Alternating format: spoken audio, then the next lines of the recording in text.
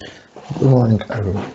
My name is Przemyslaw Poniatowski, and I am PhD candidate from University of Economics in Katowice. In my PhD research, I'm concentrated about profit, comprehensive income, accounting, and how it is defined in accounting and used by investors. In my today's presentation, I would like to present you a presentation about influence of the comprehensive income on the stock price, an example of the Warsaw Stock Exchange companies from energy industry. So first of all, I would like to tell you why I chosen this topic. Basically, according to the neoclassical economy, profit is the main purpose of doing business. That's the main goal of all businesses.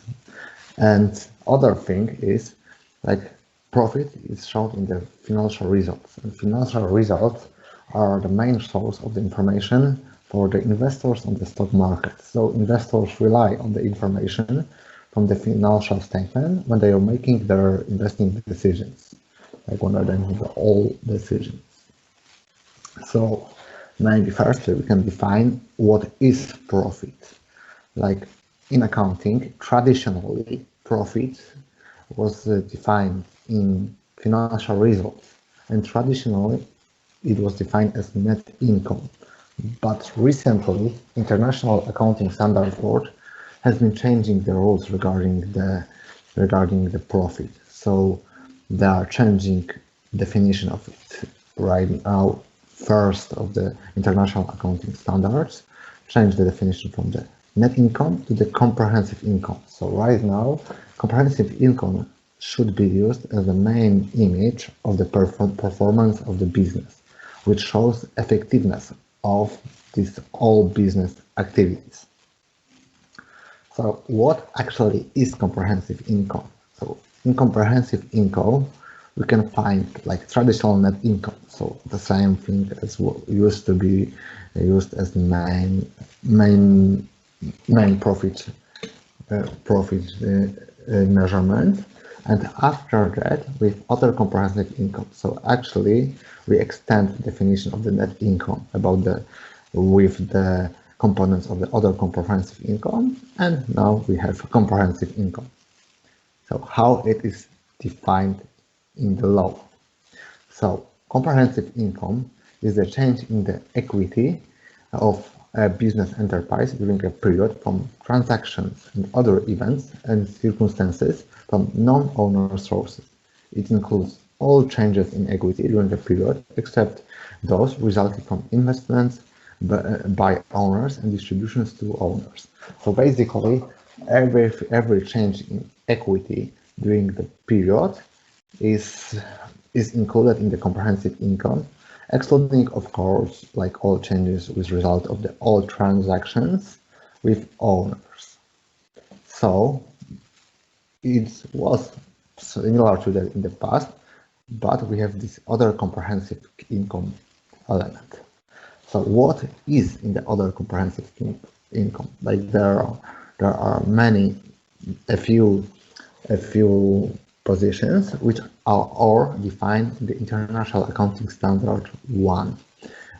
So, for example, it's changes in revaluation surplus, remeasurements of benefits, defined benefits plans, gains and losses arising from translating the financial statement from a foreign operation, gains and losses from investments in equity instruments designed at fair value through other comprehensive income in accordance with paragraph from International Financial Reporting Standard 9. So there are gains and losses measured at fair value through other comprehensive income in accordance with International Financial Reporting Standard 9.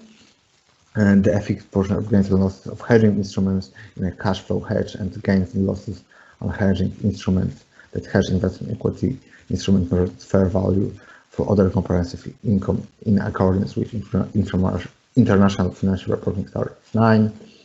And for particular liabilities designed as at fair value through profit or loss, the amount in change in fair value that is attributable to changes in the liabilities, credit risk, changes in the value of time value of options when separating the intrinsic value and time value on option contract and designing as hedging instrument only the changes in intrinsic value, changes in the value of the forward element of forward contracts and design as hedging instruments only the changes in the spot element, and changes in the value of the foreign currency basic spread of a financial instrument with excluding it from the designation of the financial instrument as hedging instrument, insurance finance incomes expenses from contracts which issued within the scope of International Financial Reporting Standard 17, excluded from a profit or loss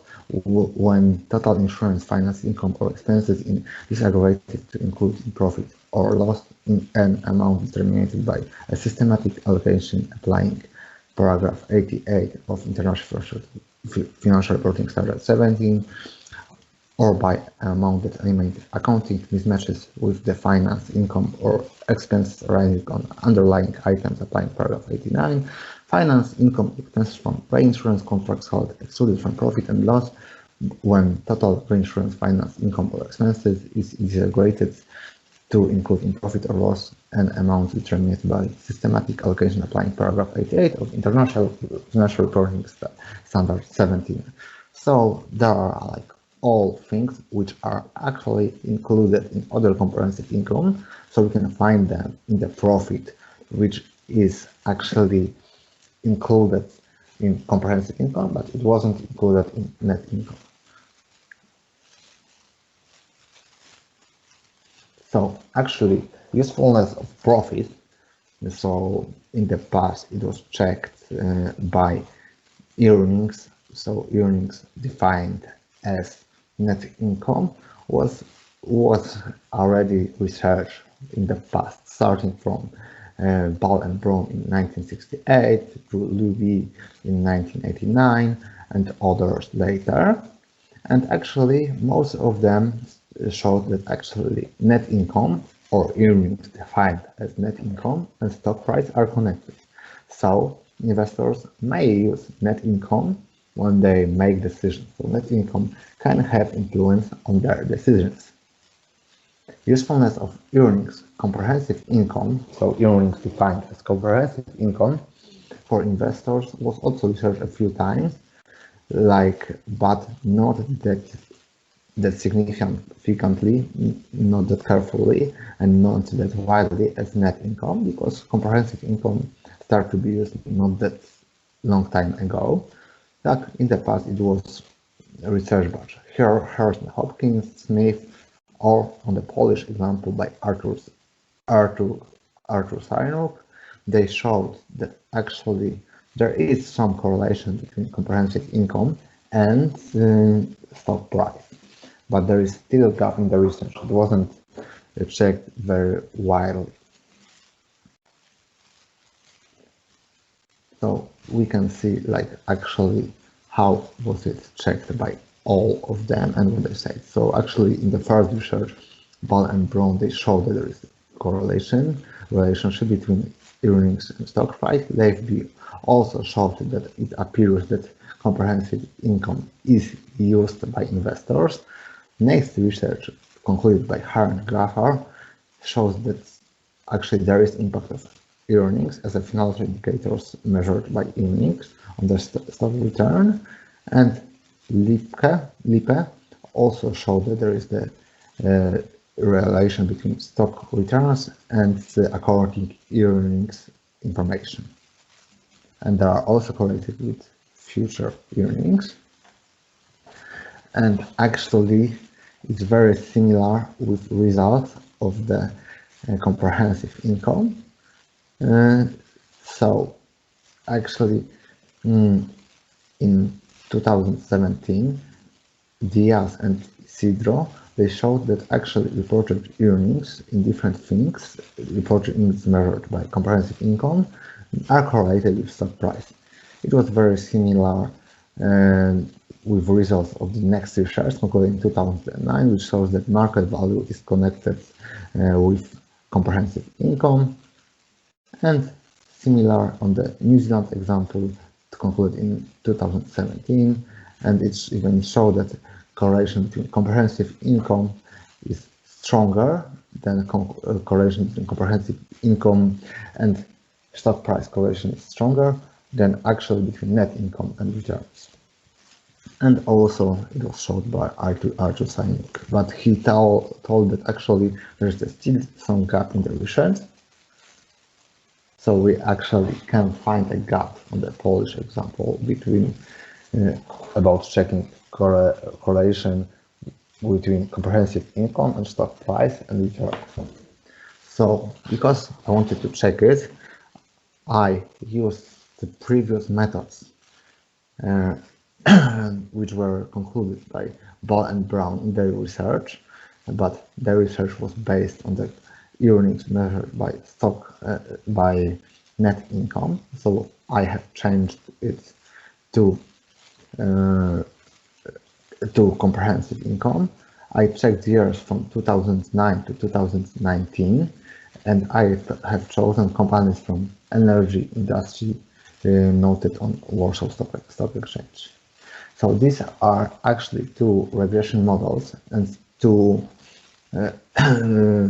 indicators which, according to Ball and Brown, are actually measuring the income. First one concludes that actually earnings as the changing amount is correlated with stock price, and second one is actually stock price is more correlated with change, so actually increase or decrease of the earnings measured on my example as a comprehensive income, and all of this is divided by market capitalization, because obviously earnings should be measured like in the proper proportion.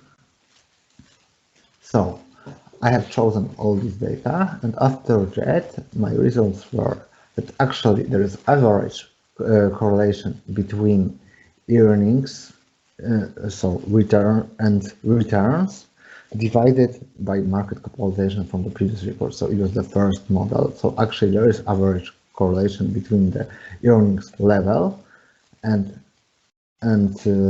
stock price, actually returns. And second one, there is also average correlation between change in earnings or increase or decrease in earnings divided by the market capitalization from this period. Actually, correlation was a little bit stronger in the second example.